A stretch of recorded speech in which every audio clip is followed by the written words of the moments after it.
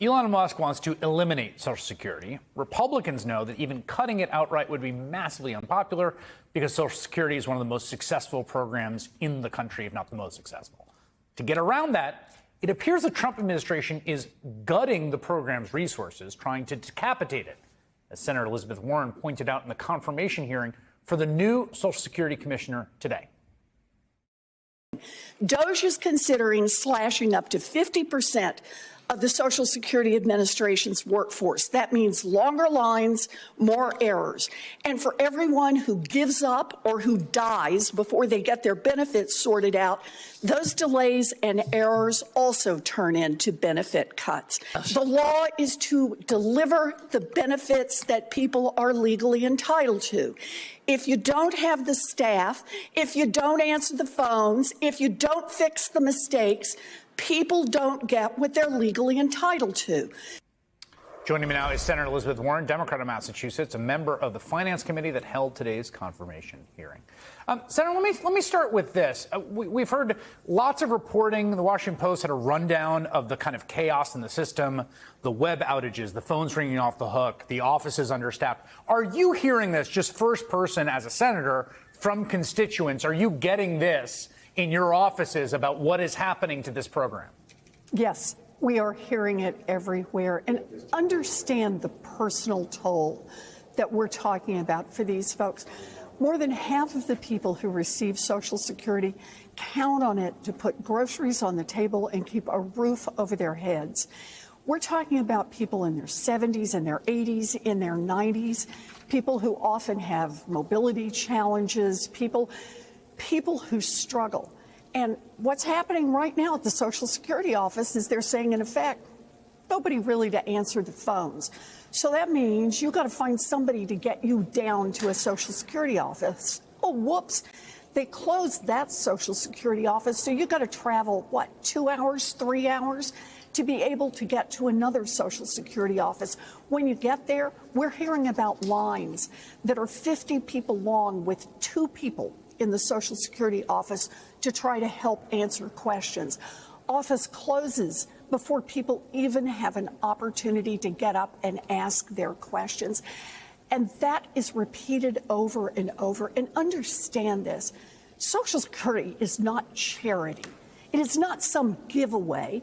It is something that people earned throughout all of their working years on a promise from America that said you pay into that system, and then when you retire, you can count on those benefits solid. They will be there for you. And instead, what Elon Musk and Donald Trump, our co-presidents, are doing right now is effectively cutting the benefits that people were promised, and they are making people suffer all across this country. It is wrong.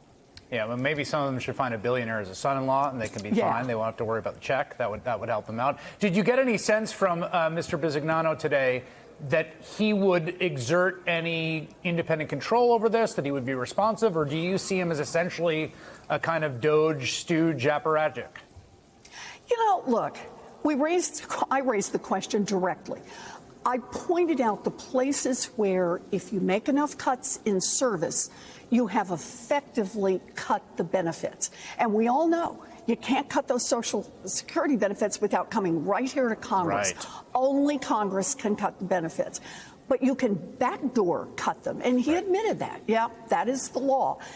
And so cutting, for example, the number of people who work at the Social Security Administration can turn out to be effectively a cut in benefits. So I said, will you at least commit to rehiring the people who've been cut? Get Social Security back up to the level at least where it was. Frankly, still wasn't enough, but at least where it was. And all we heard is blah, blah, blah, I'll think about it. But he did not make that commitment. And why? Because he is in league with Donald Trump and with Elon Musk to cut Social Security for millions of people across this country who depend on it, the millions of people who don't have a billionaire son-in-law. You know, one of the most unnerving stories we see in the first 2 months is the use of this agency as a sort of weaponized political tool against citizens. I want to just ask you about this because there was this story in Maine where basically the governor of Maine challenged the president on one of his executive orders. They had a kind of, testy exchange in the White House.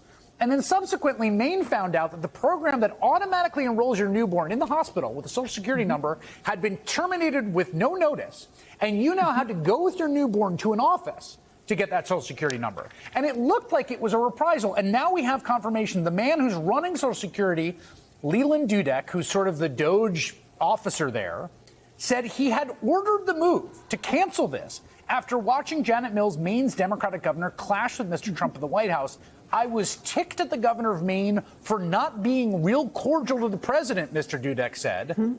And then he said that he owned it and he was, he was sorry and he won't do it again. But I am astonished this happened. And do you have any confidence it won't happen again?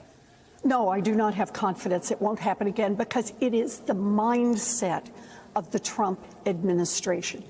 And that is that this government is to be run for a handful of billionaires and people with power, and everyone else can just eat dirt. That is the view of the Trump administration. We're feeling it right now in the Social Security administration, but we're feeling it everywhere that Elon Musk goes with his magic chainsaw to fire people, to do it in ugly ways, to undermine the kind of obligations that we have passed here in Congress, to get rid of the consumer agency, to try to shut down the Department of Education. And why? It is all in service to government that works better for the rich and the powerful. This is all leading toward the Republicans, Elon Musk and Donald Trump and the Republicans here in Congress, who want to push through a big tax giveaway that's going to cost $4.7 billion, go mostly to billionaires and billionaire corporations, and they want to pay for it on the backs of seniors, on the backs of little kids, on the backs of people with disabilities, on the backs of veterans, on the backs of just hardworking people all across this country. That is the ultimate battle. And this story at Social Security right now is just the most visible picture of what's going on. Final quick question for you, someone who served on the Armed Services Committee, given what we know about this group chat leak and the Secretary of Defense texting war plans out on unsecured channels to a journalist, do you think Pete Hegseth, as Secretary of Defense, should resign? If Pete Hegseth had even a sliver of self-respect and sense of honor, he would have already put his resignation on the president's desk. And if he's not willing to do that, then the president of the United States has a moral and, in my view, legal obligation to fire him. Senator Elizabeth Warren, thank you so much. Really appreciate it.